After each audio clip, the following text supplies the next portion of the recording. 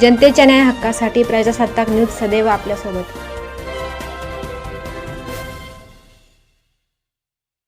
संगमनेर शहरात रविवारी संशयास्पद हालचालींमुळे एकच खळबळ उडाली। बुलढाणा जिल्ह्यातील खामगाव येथील MH56A4423 क्रमांकाची नेक्सॉन कार भरधाव वेगाने शहरातून जात असताना चालकाने अनेक दुचाकीस्वारांना धोकादायक कट मारल्याचा आरोप आहे। या प्रकारामुळे संतप्त झालेल्या एका नागरिकाने कारचा पाठलाग करून ती अडवली। मिळालेल्या माहितीनुसार कार गणेशनगरच्या दिशेने महामार्गाकडे वेगाने जात होती। यावेळी अनेक दुचाकीस्वार थोडक्यात बचावल्याचे सांगितले जात आहे। एका दुचाकीस्वाराला कट लागल्यानंतर त्याने कारचा पाठलाग करत ती थांबवली।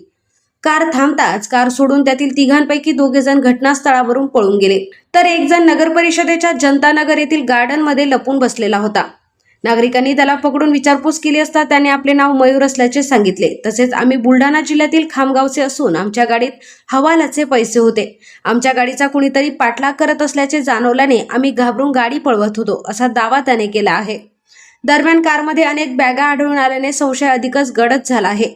या बॅगांमध्ये नेमके काय होते, हवालाचे पैसे असल्याचा दावा कितपत खरा आहे, ते पैसे कुठून आणले होते आणि कुठे नेले जात होते, कारमधील उर्वरित 2 जण घटनास्थळावरून पळून का गेले, असे अनेक प्रश्न आता नागरिकांच्या मनात उपस्थित होत आहेत।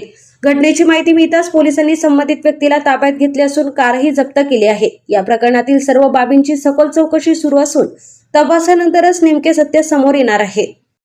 काय नाव आहे तुमचं? माझं मयूर आहे। मयूर, काय झालं होतं नेमकं? काहीच ती ते चपाटी झाली होती त्याची, हा का? माझ्या मागे लागली होती। बुलढाणा हां इकडे काय केलं काय म्हणतो सर, माझं पेमेंटचं काम होतं हवाल्याचं, त्याच्यासाठी आलो। कसलं हवं लागत होतं? काय म्हणतो पेमेंटचं काम होतं सर माझं हवाल्याचं, त्याच्यासाठी आलो।